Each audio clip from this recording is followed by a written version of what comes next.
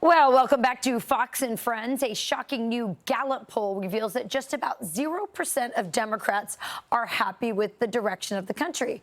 That number showing a stark divide between the party and the rest of America, which officials highlighted at this week's DNC summer meeting.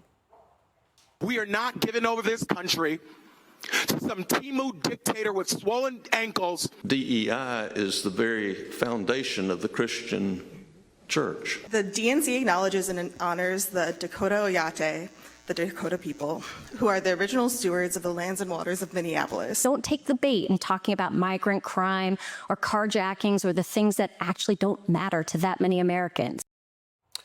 Here to react is former counselor to President Trump and Fox News contributor Kellyanne Conway. So great to see you this morning, Kellyanne. So have you ever seen a poll quite like this? And what do you think it means?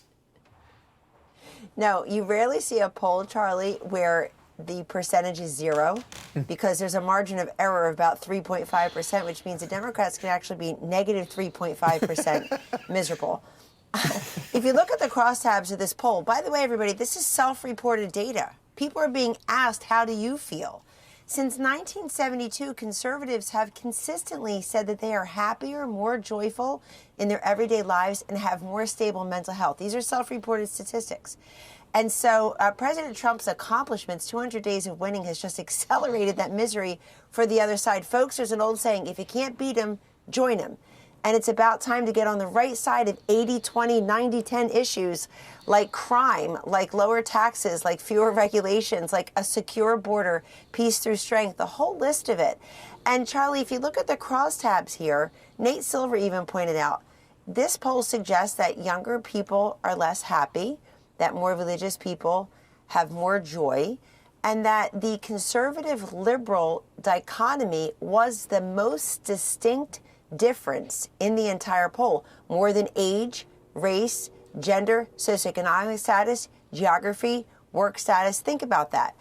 Where you stand on how you feel mentally and in your everyday joy has an awful lot to do with where you sit on the political spectrum. Wow. It's such a great point. By the way, the University of Chicago has been doing this happiness study for decades, and they have found the demographic that's the most happy are conservative women.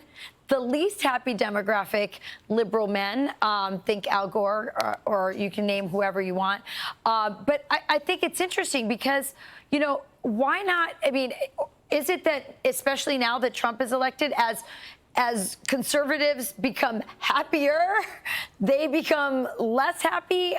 And also the reaction to so many just normal things like crime going down, not happy about it, or even the reaction to the tragedy at the Catholic school in Minneapolis. Such a pessimistic, awful way to look at it, like prayers don't matter. I mean, if prayers don't matter, it's going to be tough to get through life. Well, God bless those sweet souls, Rachel, Harper, and Flesher, and their families.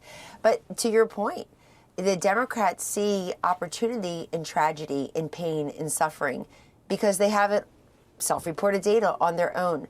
I think President Trump has accelerated it for them. Remember, a year ago, they were told he'd be in the big house and never again the White House. And here he is just steamrolling them at every turn. They're trying to show they're so tough on Twitter, because the last time we women wanted to see if a guy was tough and gentlemanly and resolute is I checked their social media feed, never. And so, I mean, God bless Gavin Newsom, but he looks like an ad for the Untuck It shirt. So I don't know that that is, you know, really presidential. I'm sure I'll get a text or an email about this, so be it.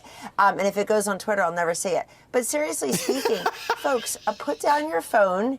Get your, nose out of the coffee shop, go take a walk, breathe some fresh air, get a friend or a colleague from across the aisle and just say, why do you feel that way? Right. Why are you? But the other thing about President Trump is he's got such joy on the job now.